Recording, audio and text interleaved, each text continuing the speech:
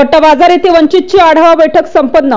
वंचित बहुजन आघाडीची चोहट्टा कुटासा वरूर सर्कलची आढावा बैठक चोहट्टा येथील महादेव संस्थान येथे 28 ऑगस्ट रोजी पार पडली। यामध्ये येणाऱ्या विधानसभा निवडणुकीकरिता कार्यकर्त्यांनी काम सुरू करावे, पक्ष संघटन करण्याकरिता सर्वांनी मिळून काम केलं पाहिजे, जेणेकरून वंचितचे जास्तीत जास्त उमेदवार निवडून येतील, यासाठी या आढावा बैठकीचे आयोजन केल्याचे समजते।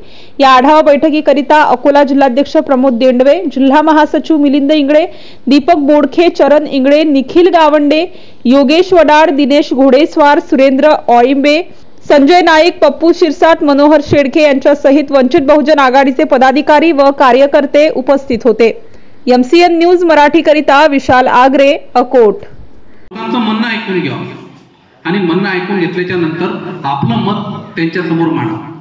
प्रमुख चर्चा करताना प्रमुख प्रश्न या ठिकाणी मी तुम्हाला सांगतो की प्रमुख प्रश्न, सर्वात मोठा प्रश्न तुमच्या समोर येते की युती का नाही केली, हा पहिला प्रश्न येते।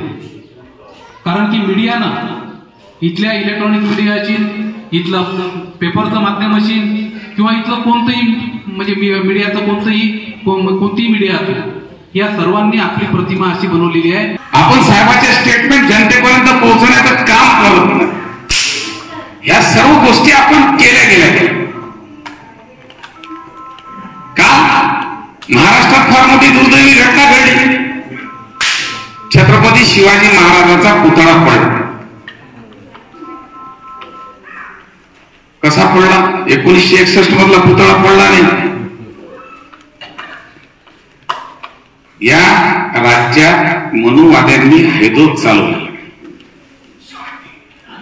आणि हा हैदोस तुम्ही आपण जर थांबवला नाही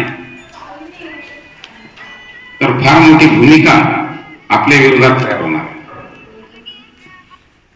आम्ही त्या दिवशी गुगल मीटवर होतो, मिलिंदोनं सांगितलं 82 जिल्हा अध्यक्ष महासचिव स्वतः साहेब त्या गुगल मीट मध्ये होते।